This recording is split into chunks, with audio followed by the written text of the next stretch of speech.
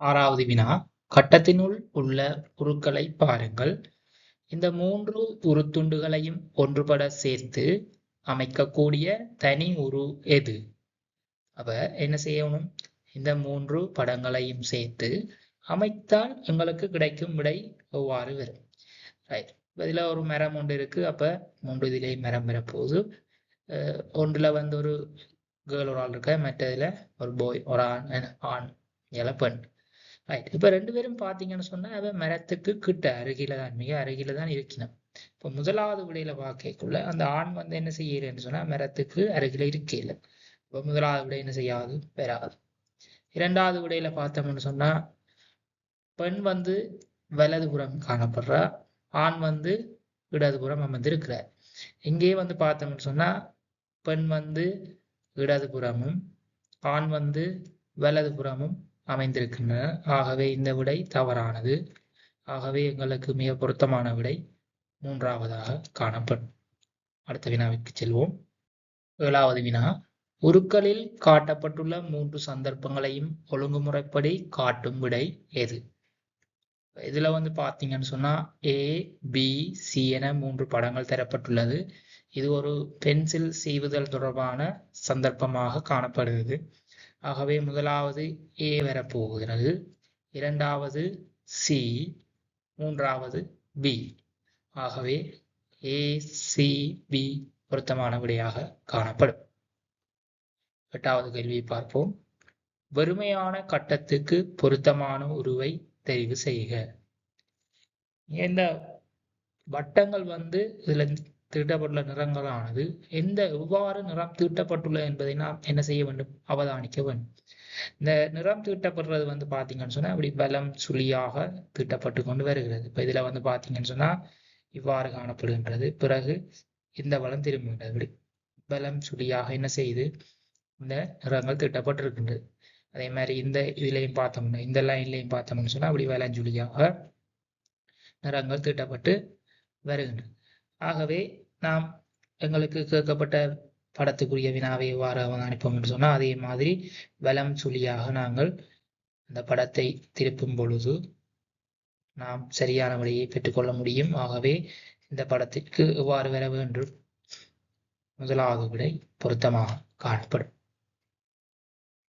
ஒன்பதாவது வினா, கட்டத்தினுள் உள்ள உருக்களின் வரிசையில் அடுத்ததாக இட வேண்டிய உரு எது? நாம் பார்ப்போம். இதுல வந்து படங்கள் தரப்பட்டிருக்கின்றது. ஒவ்வொரு வரிசையிலே அந்த படங்கள் தரப்பட்டிருக்கு. அந்த படங்களை நாம் முதலில் அவதானிப்போம் எவ்வாறு காணப்படுகின்றது. இது ஒரு மணிக்கூடு மாதிரியான ஒரு படம் இங்கு தரப்பட்டிருக்கின்றது. ஆனால் இலக்கங்கள் தரப்படவில்லை, புள்ளிகள் மாத்திரமே தரப்பட்டிருக்கின்றது. நாம் இந்த சிறிய கோடை மணிமுள் எனவும் பெரிய கோடை நிமிடமுள் எனவும் எடுத்து செய்வோம். இந்த மணிமுள் பார்த்தீங்கன்னு சொன்னா முதலாவது படத்திலே இந்த புள்ளிக்கு நேரே, இரண்டாவது படத்திலே பார்த்தீங்கன்னு சொன்னா இங்கால், அதாவது பலம் சுழியாக என்ன செய்யுது, ஒரு புள்ளி கடந்து காணப்படுகின்றது.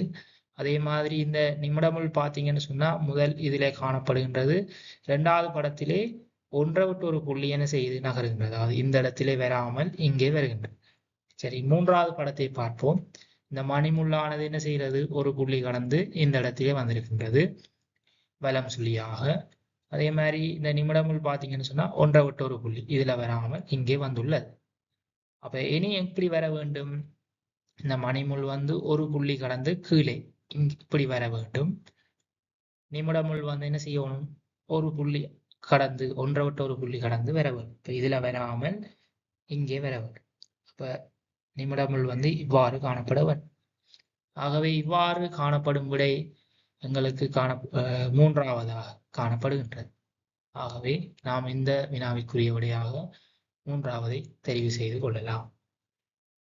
10வது வினா, இந்த 4 அட்டைகளிலும் உள்ள ரோம இலக்கங்களை ஏறு வரிசைப்படி வைத்தால் உருக்கள் அமையும் ஒழுங்கு எது?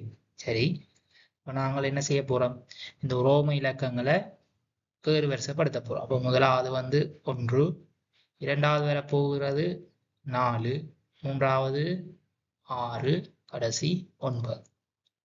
இந்த அடிப்படையிலே நாங்கள் ரோம இலக்கங்களை ஏறு வரிசைப்படுத்த முடியும். அதன் கீழே உள்ள படத்தை நாங்கள் அவதானிப்போம்.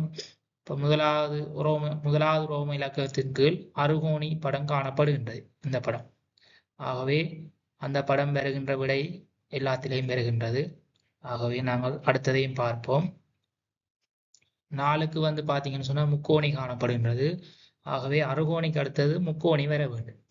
முதலாவது விடை இங்கே வராது. என்னன்னு சொன்னால் அதில் 2வது சதுரம் வந்திருக்கு. அப்போ அந்த விட வராது. இப்போ 2வது 3வது தான் பெறப்போம். அடுத்தது 6க்கு பார்த்தோம்னு சொன்னால் சதுரம் வந்திருக்கு.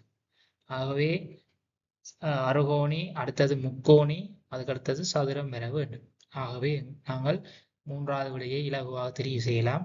ஏனென்று சொன்னால் 2வது விடையிலே ஐங்கோணி வந்துள்ளது. ஆகவே இந்த விடையும் பெறாது. நாம் அந்த வினாவிற்குரிய சரியான இதையும் பார்த்து விட்டு போவோம். 9க்கு வந்து பார்த்தீங்கன்னு சொன்னால் என்ன இருக்குங்க, ஐங்கோணி இருக்கு. ஆகவே இந்த வினாவிற்குரிய விடை 3வதாக காணப்படும்.